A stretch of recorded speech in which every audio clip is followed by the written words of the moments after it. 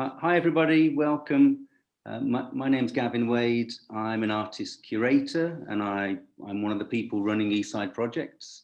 I'm a white man with a perfectly bald head, prominent eyebrows, glasses and brown eyes. And my background is a little bit complicated, but I have framed photographs and text artworks and books, which is in our library meeting room here in Eastside Projects. And it's a great pleasure today that we have Leah Clements here with us. I might just let Leah introduce yourself as well. Yeah. So I am a white woman in her early 30s. I have like fairish, longish hair, a white t-shirt, some gold earrings. And in my background, there are some plants against the white wall, and you can just about see a bit of shelf with some nice stuff on it. Some nice, very nice plants, though. Very delicate looking plants. I like them. Mm. So we're doing a studio visit, but of course we're doing it from a bit of a distance, and so there are some things that we probably can't find out or we can't fully experience. And I think in a way, I'm interested in asking Leah about how experiences are captured and presented and explored through artworks. And I'm very intrigued from when I first met Leah, which was through the interview process and the open call invitation to make an exhibition here at Eastside Projects. So it's our EOP open call. And I thought it might be worth just saying how we're going to talk a little bit about, well, we're going to talk a lot about the idea of being captured or enticing somebody into a situation. And I actually feel, looking back at the time when we met Leah, that there was an element of how Leah told us about her artwork that she wanted to make, and also the sounds that she made, which really, even at a distance on Zoom, it was still very, it captivated us and held us. And so this sort of makes sense as we delve into the artworks. I think we will begin to explore this. And I think also, for me, with a studio visit, I'm looking to find things out about the artist and what they want to do in the world, and I think that's the same today. So we can begin to find some things out. So I suppose I thought I wanted to start just by, before we get to the artwork that Leah's in the process of making. I thought I'm really interested to find out what previous works you had made, Leah, and how they set into motion a train of thought that has led to the current exhibition. Yeah, so I think probably the most directly related artwork was I made a film a couple of years ago called To Not Follow Under, which was comprised of 3 interviews. So one that I did with a sleep neurologist, one with a psychotherapist, and one with a deep sea rescue diver.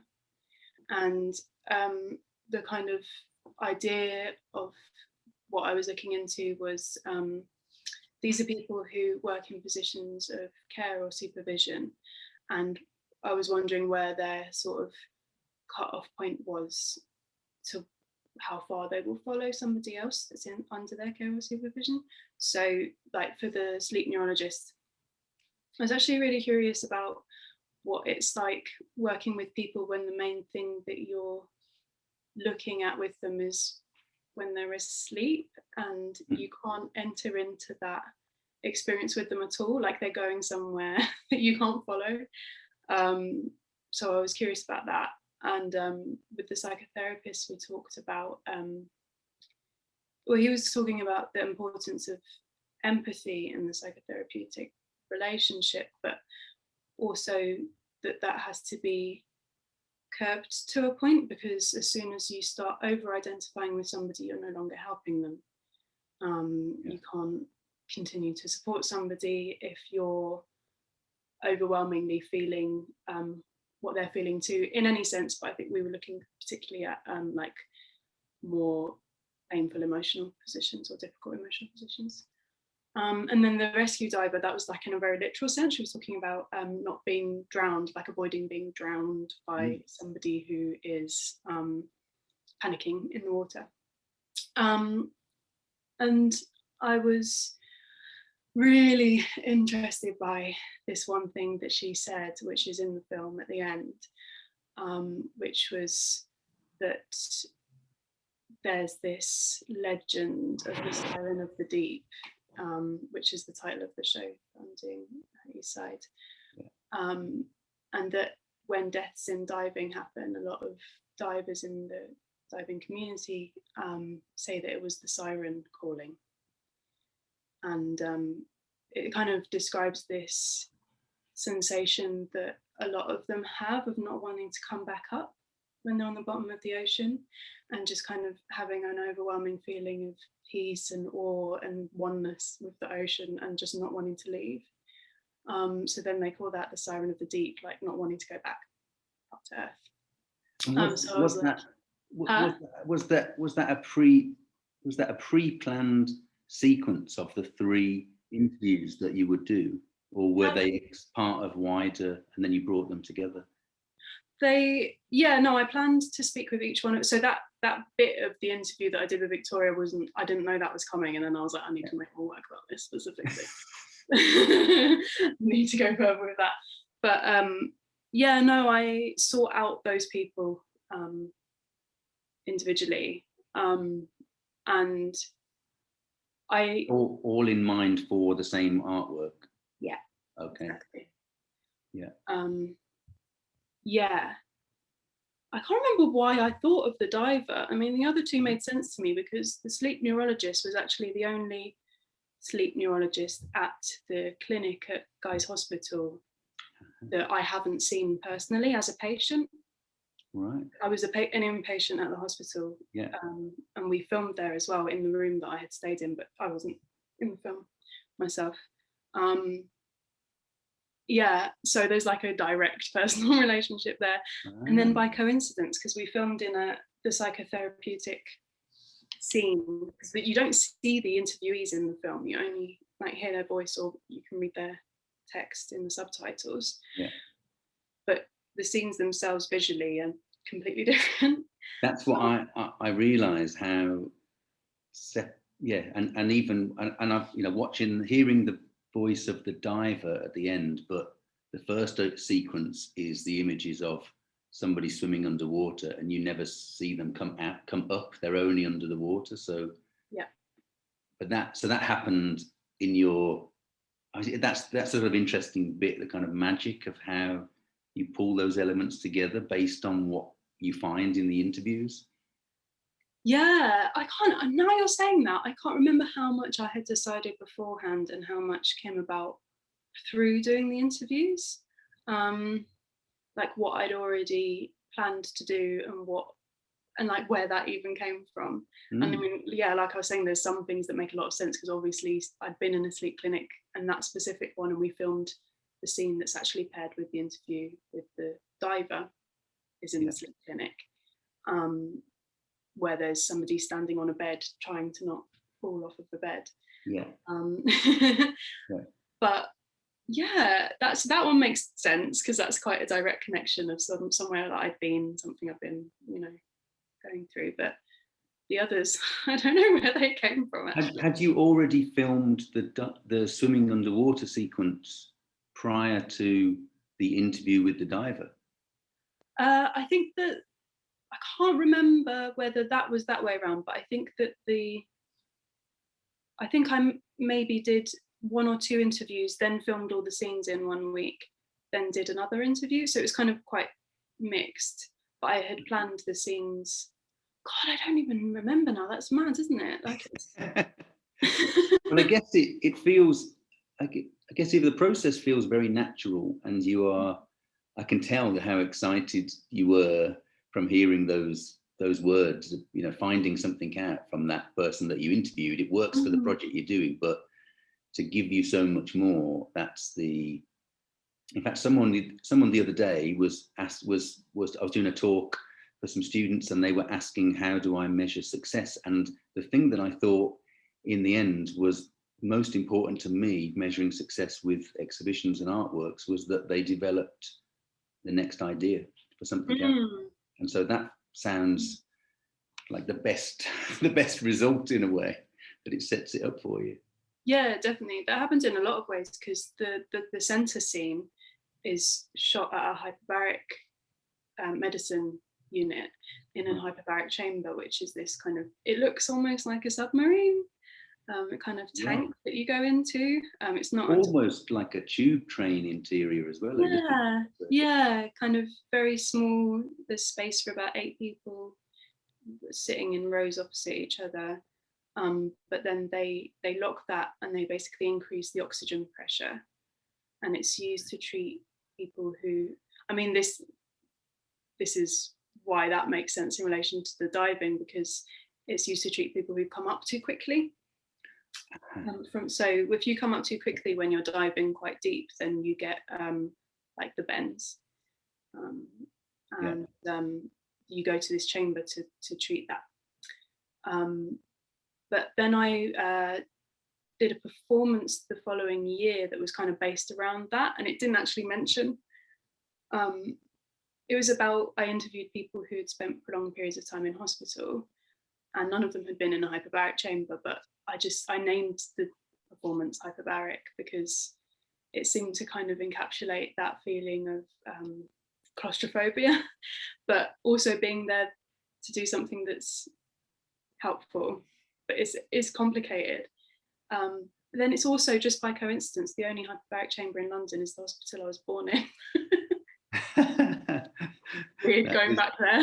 Yeah. So how do you find that relationship of you being in that space and having healthcare, being supported, and then using that as the subject within the work? Was that something that you have done for a while now, or was it a new response to your own situation? Or I've done it for a while. I think it's sometimes more direct than others. So I don't think I've ever made an artwork where I'm like, this is about just me and my own experience. Yeah. But to some degree, it might be the case. Like, there's a film I made called Collapse, which was filmed in a sleep clinic when, like, I filmed it on a thermal imaging camera whilst I was being tested. So I've got like electrodes attached to me and stuff. So that's pretty direct, but there's a load of interviews that go with that are with people who fall asleep in times of distress as a coping mechanism. So it's this also this kind of like expanding out into what are other people's experiences of the same thing, like something that I have had happen or been in the position of and want to know more about, and then kind of speak to other people who have been also. And I think part of that is a wanting to reconnect like make it a more communal experience that it should be, rather than what you end up with in reality, usually in a medical pathologizing setting, which is that you as the individual are the one with the diagnosis or not.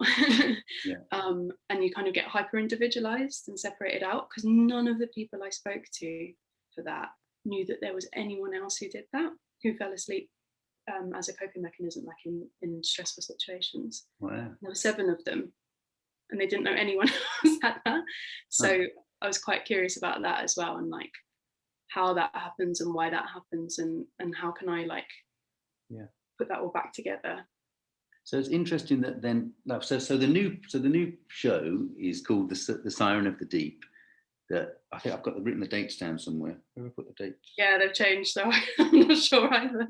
I just wrote them down. 11. So we're hoping that it opens on the 11th of June hoping that everything is possible and safe at that time, and then would run through to the end of July, to the 31st of July. But I'm just thinking about how the Siren of the Deep is a term that seems really related to these experiences that perhaps don't have a name in the way that the Siren of the Deep is has a name, a story. It's a description of something that's otherwise very hard to define or pin down unless somebody else has already experienced it. So I think there's something there that because I think I can see that in the previous work, into Not Follow Under, none of it comes across as if it's you just talking about yourself and trying to ask questions about your experiences, but it shares that knowledge somehow, but just more as a general, as something that as a viewer I feel I can be enveloped in, be contained, and be part of the work. So maybe there's something about that. So if we make let's say let's jump into the new work then. How did you take those next steps from hearing about that phrasing of the Siren of the Deep and that diver didn't want to come back up? She's 100 meters down and she wants to stay there. Well, I think I first thought I need to find more divers who have experienced this, right, but they don't tend to talk about it. And I think this is something that Victoria said, is like, it is a little bit taboo because there have been quite a lot of deaths in diving, particularly in free diving, and they want to protect it. And I think that can turn into news bites about it being so dangerous, and I don't know, they just want to be able to keep doing what they're doing and taking those risks themselves, but so they don't really talk about that because and my sense is that it's because that would be a potential threat, to be like something that could be used against them. That's my understanding anyway. I could be wrong, but so it could restrict their freedom to be able to dive in the future. Yeah, exactly. So it is actually a little bit taboo, and I wasn't really expecting that, but I just kind of started researching people who had been in situations in diving, but as well beyond that, where they had experienced some moment of intense transcendence and not wanted to come back. And that can be quite, and then that's kind of turned into this sound work that I'm making, which is like one element of the show, which so there's some examples that are really clear and physical, and that's a kind of non-metaphorical interpretation, and there are some that are more like emotional transcendence. So there's well, I think the one I actually started with was an interview with an astronaut called Scott Kelly, who he holds the record for being in space for the longest. He lived on the International Space Station for a year, and I was really interested in this interview he did as part of a press conference when he got back. And it's really undramatic, very understated. There's nothing like explosive about it, but it really struck me that he wasn't performing what you would normally expect in that context of like giving an overwhelmingly positive, like that kind of media presentation about that sort of mission, like NASA's brand or whatever. And I think there was a journalist in the audience who asked him, who said, "Oh, you must be relieved. Did you feel relieved when you got back?" And he just kind of said, "No." It's like, I mean, I wanted to see my family, but space is an amazing place. And he basically said he didn't want to come back. Wow. He wouldn't have come back if he didn't have to. Yeah. And there's a lot of astronauts that say that when I started looking into it. And not only is it like obviously this kind of amazing thing that humans like shouldn't even really be able to do, which is like get outside the Earth's environment and like see the Earth from above and yeah. But a lot of them also described coming back, not just the emotional stuff that happens with going from something so amazing to coming back to day-to-day life, but one thing that kind of blew my mind was re-entering gravity. Because imagine being weightless, especially for a year, but for any length of time, and then feeling gravity again. Like how heavy. And one of the astronauts that I've like taken a snippet from their interview, an Italian astronaut, was talking about just trying to lift her hand and like barely being able to lift her hand. Yeah. And that I just hadn't even ever thought about that. So there are those things, and there are divers not wanting to come back up to Earth from being in the ocean. And there's also people who have had like experiences on drugs that are kind of a more emotional or psychological transcendence, and they're not wanting to come back to, you know, normal sober reality.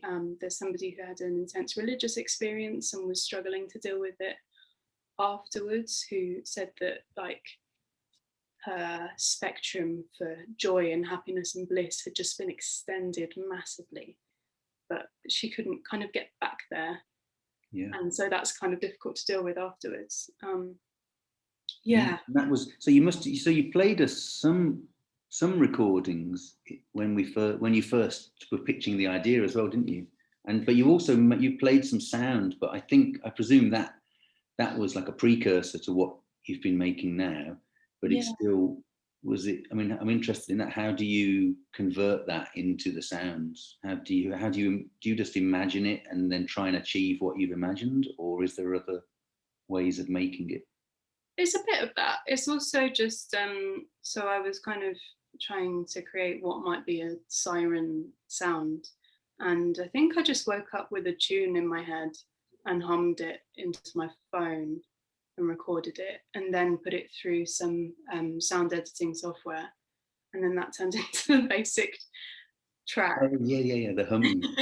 yeah. Which is like very wavy, kind of echoey, slightly. It also pitches it, not that my pitch is perfect anyway, but it pitches it slightly off key as well, and makes it a little bit not quite comfortable. Yeah. And then sorry, go on. What tools are you using to make the sound? What tech are you using?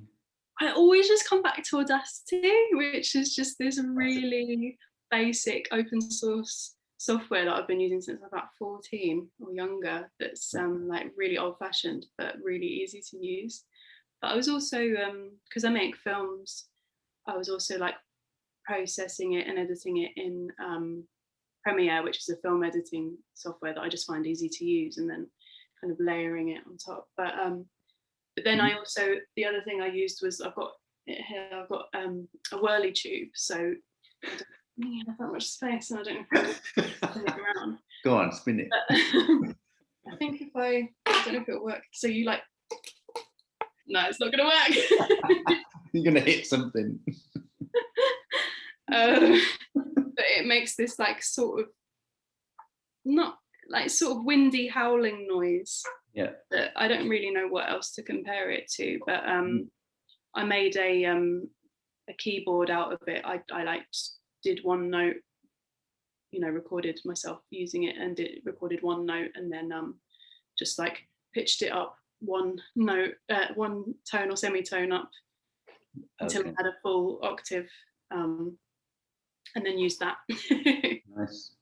And what was it that triggered you to want to make the new exhibition without projected images or screen images, so that it's the sound, but because I know that there's a physical element we haven't mentioned yet, but still images have been a big part of your work as well.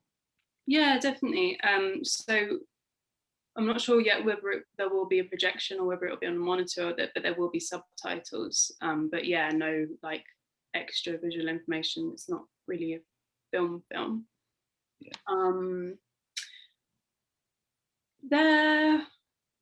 I don't know, there just wasn't, partly there wasn't anything that felt right to go with that. I didn't want to be like, here's that bit and now I need to find another bit that matches it. And that would have been a bit forced, I think. But also, because I've got the space to myself, I've got this whole room that I can have on my own and do what I want with. I really wanted to use that as a kind of enveloping environment. So there's like, yeah, there's this sound element, and then there's like there are visual elements as well, and it's, oh yeah, I guess I just wanted it to feel like you're in it rather than looking at it, which, I mean, that's maybe a little bit controversial to speak about film like that, because there's a kind of, I don't know, I was thinking about this recently because one of the things I'm interested in is affect, which has had a lot of art theory discussion over the last 10 or 15 years. But, you know, like there is a argument that, well, a lot of argument that you, affect is produced in film by you kind of identifying, empathizing, sympathizing, identifying in some way with the characters you're watching. Yeah. And then kind of somewhat going some way to experiencing what they are emotionally because of that. But I think if, I don't know, if I've got that space to myself, I can kind of go beyond that and have it in the whole room. Do you know what I mean? And not be relying on just that.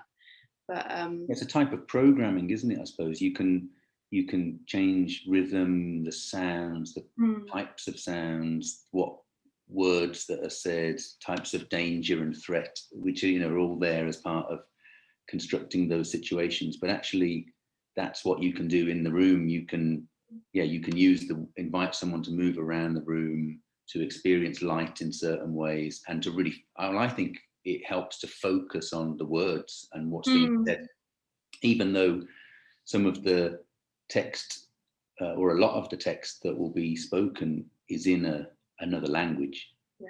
So I think even that, just hearing the tone and the sound of the voice and then reading the translations.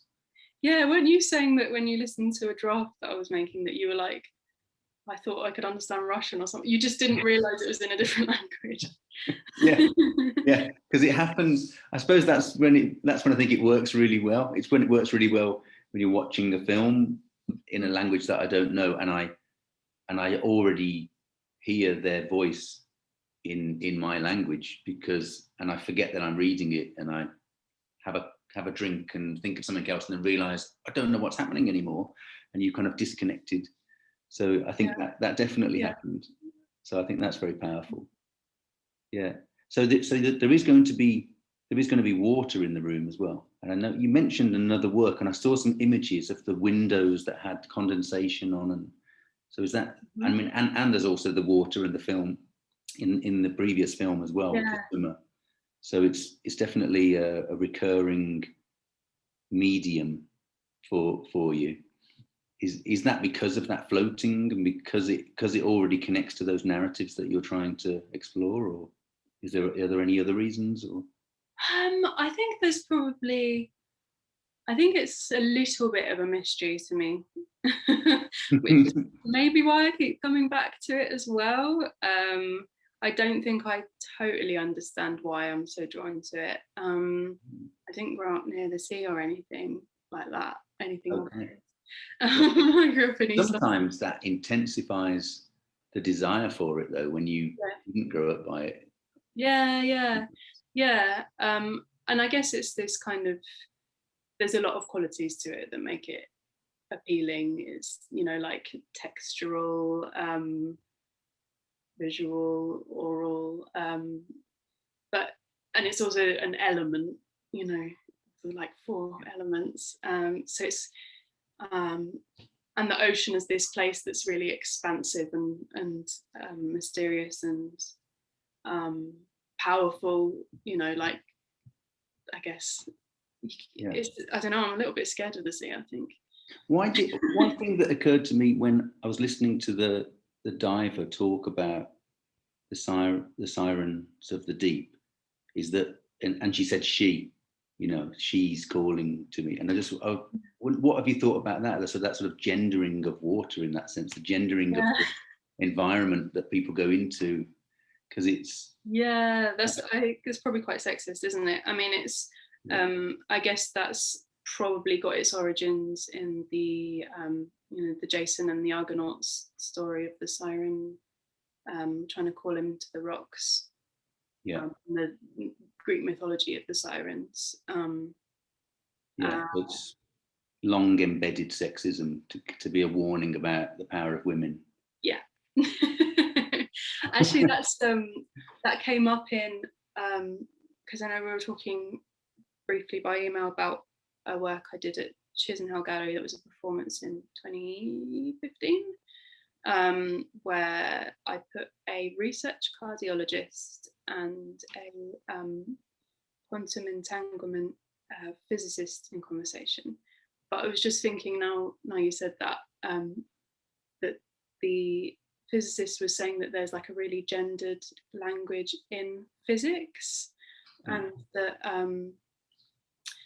that particles are always called Bob, and I can't remember, but there's a female name, and then they become entangled, and it's like this heteronormative weird way of speaking about, when it's physics, it's particles, like there's no reason for it. And he said that if another atom or actor comes to disrupt that relationship, it's called Eve. Wow. And this isn't just like one textbook. He was kind of talking about this as like an accepted language within physics. Like, I don't think they would say that like publicly if they're trying to explain information to people who aren't from a physics background. I don't think they'd be using it, but just within their.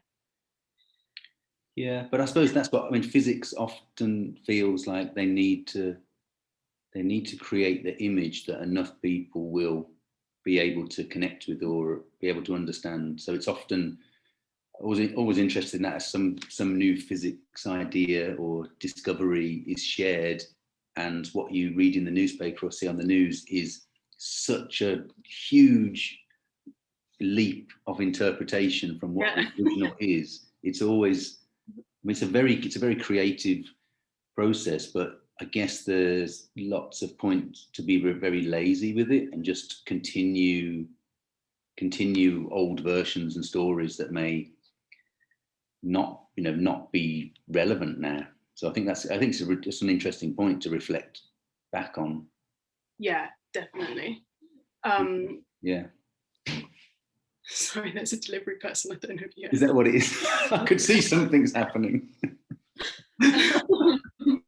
Yeah, I think he's just like. Anyway, did you set out? Was there a point where you decided I want to go and meet these people, these experts, other jobs and practices and situations? Because now you just you're sort of mentioning this and that, and it's actually an amazing set of people that you've had access to and been able to work with. Yeah, it's true, and I think I forget that sometimes. I don't know, I've always done that. I remember in my first year on my undergrad, I can't even remember what the essay was that I was writing, but I met up with one or two of the people. Well, I always did that when I was writing an essay. I would meet up with someone and interview them, at least one person, if not more. Yeah. I was writing about music, and so I met up with Tony Harrington, who's the editor of Wire magazine. Okay. I don't know, and then but people just say yes. That always surprises me as well. But I think sometimes I'll ask like 10 people and one will say yes, and I'm kind of prepared for that. But is it because of what you ask them as well? Do you think you're asking them something that's a little bit unusual, and so they are intrigued? Yeah, I think sometimes, it depends on what it is. Like the research cardiologist who was in that performance, I think she was more interested in meeting the quantum entanglement than physicist than she was with me. That was the bit that appealed to her. But a lot of people were just like very kind. and want to talk about their stuff and like would want to share that with any audience. Yeah, but I don't know, I guess like I am really curious about internal, like exploring more internal consciousness kind of driven, I don't know, like Virginia Woolf kind of style streams of consciousness that are a examination of the self from the inside. But in general, I feel like I could learn a lot more or get a better perspective on things if I'm speaking to other people. So sometimes that might be experts in a field. A lot of the time that's also like peers of mine, friends of mine, people who have had personal experiences like going through the medical healthcare system that, you know, I'm coming to that from a crip position of having, you know, identifying as disabled myself. Yeah, and I think that comes across really strongly, and maybe that's how other people make the connection, because you, like you say that they're kind, but I think there's a kindness within your practice that is also about looking out for yourself, but also looking out for others and sharing that information.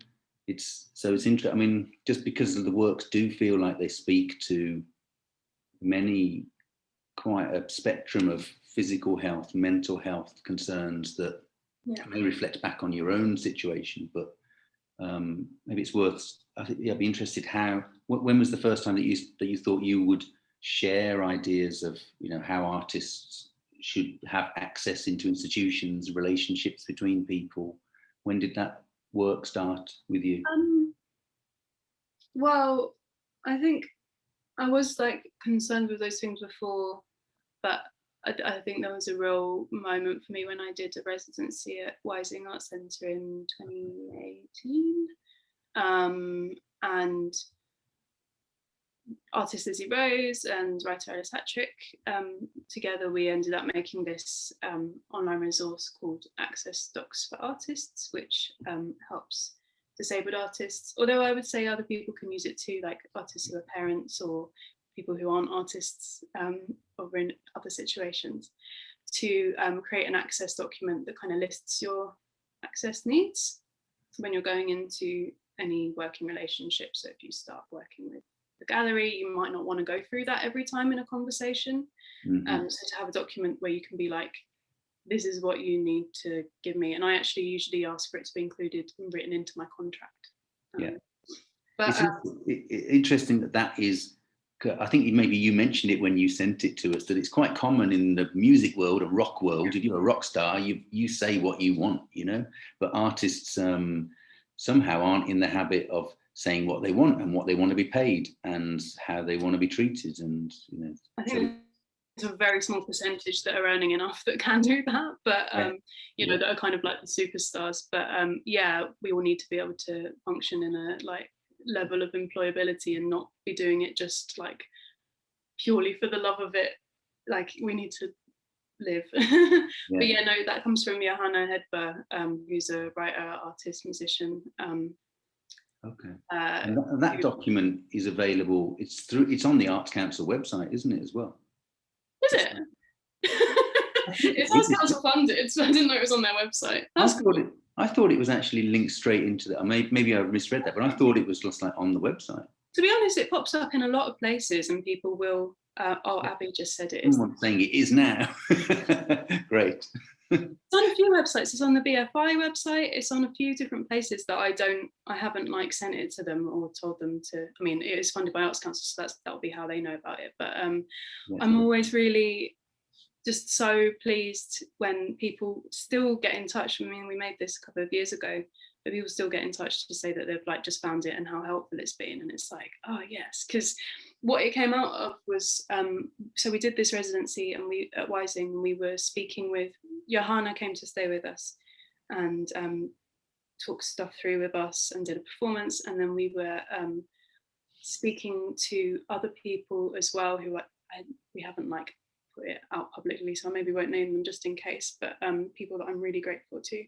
They know who they are, who are really wonderful artists, writers, activists, and we were just like, how do we function in the art world as disabled, most of us chronically ill, artists, art workers, writers, how do we do this? And like turning to the people who had been doing it for longer than us or had more stuff in place.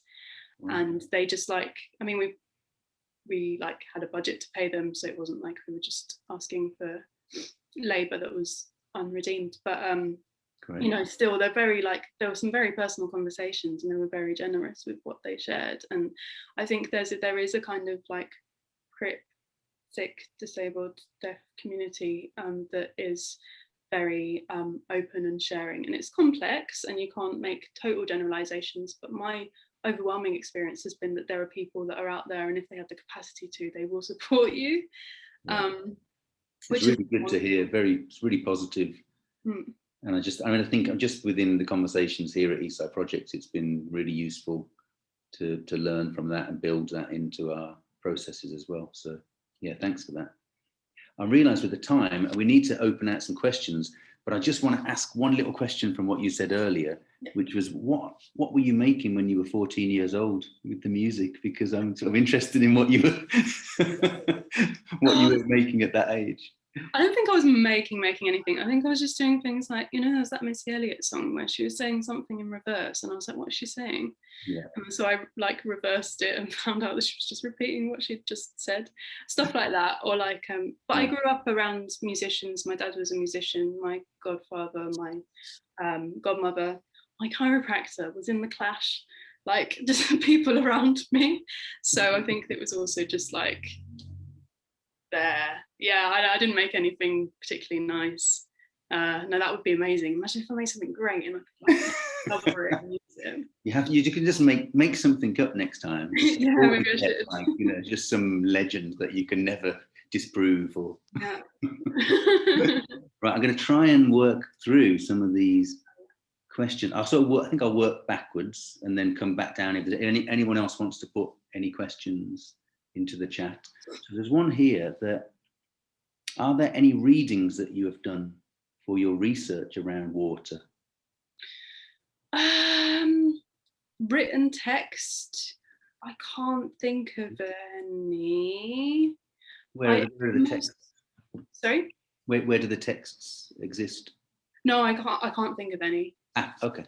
Yeah, sorry. But it was mostly interviews online and like documentaries online, particularly about divers and like free divers. There's a diving psychologist who's doing a PhD somewhere in diving psychology. Yeah. What? Anything else to do with water? Yeah, no, it was mostly just like there's quite a few documentaries out now about like near death stuff. Okay. where divers have nearly died or have died and been retrieved afterwards. Yeah. This one sort of connects as well because it's partly a research link. How do you access or find the specialists who you work with? I know you mentioned there were some that you met through the hospital, but how do you find the others? I think it's different every time. I think like so there was the sleep neurologist who was like, well, it was Science Gallery that commissioned that film, and it was also the sleep clinic you could see it from the gallery at the back end, like it's so close, it's part of the same institution. And I was like, okay, this is the one person I haven't seen personally, so I'll interview him. But sometimes I'll go through, like I think I met up with like 3 people for that, that were other kind of sleep neurologist experts, but sometimes I'll just have like meet up with a few people and then I'll be like, okay, this is the right person for this. Mm-hmm. But usually it's things like, if it's a sciencey thing, you can usually do that via universities, like look at what university is near you and do they have a department of that, and like what are the people who are there doing research or working as like lecturers or academics, like what are they looking into, and then just contact them. Sometimes it'll be like, I'll contact 10 people and 1 gets back. Okay. But then beyond that, the diver,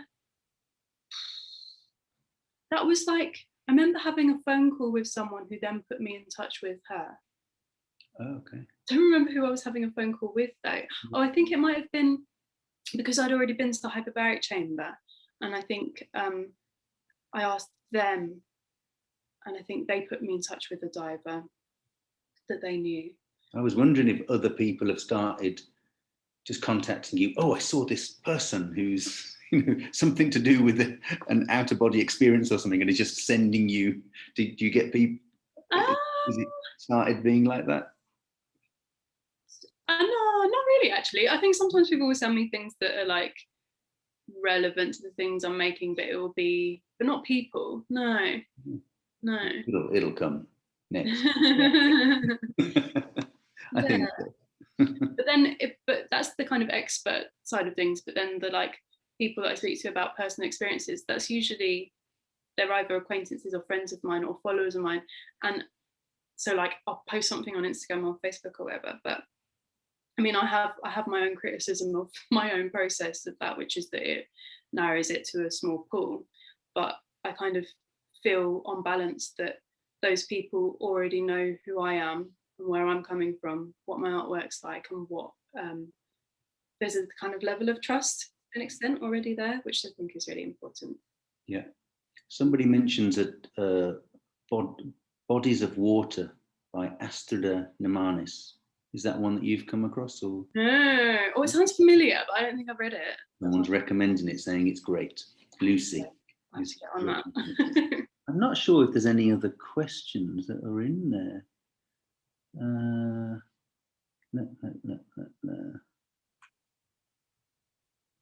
I don't think I can't quite.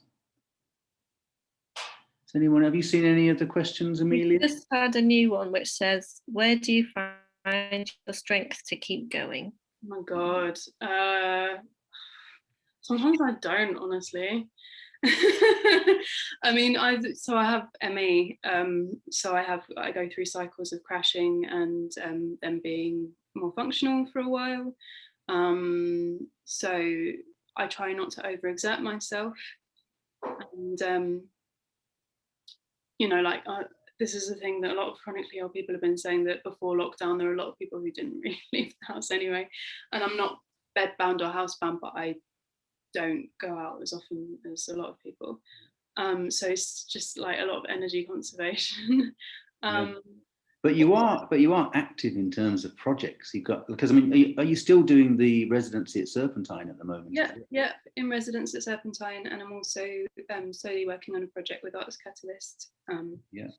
So you have quite big projects on, but you give yourself time to let them develop and to realize. Yeah, and I think like I'm getting better and better at putting boundaries in place around my energy and capacity. I'm still working on it. I'm not that great at it. I'm getting better, and I'm learning from other people who are better at it than me. But yeah, I don't know. I guess like I'm lucky enough to be able to make work about things that I'm genuinely really interested in.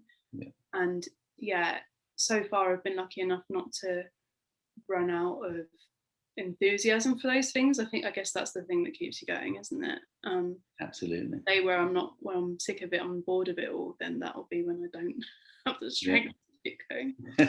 Yeah. Well, I feel that we're really lucky to have you working here with us. Can't wait to present the exhibition and get all of that working up. Lots of testing to do over the next couple of months.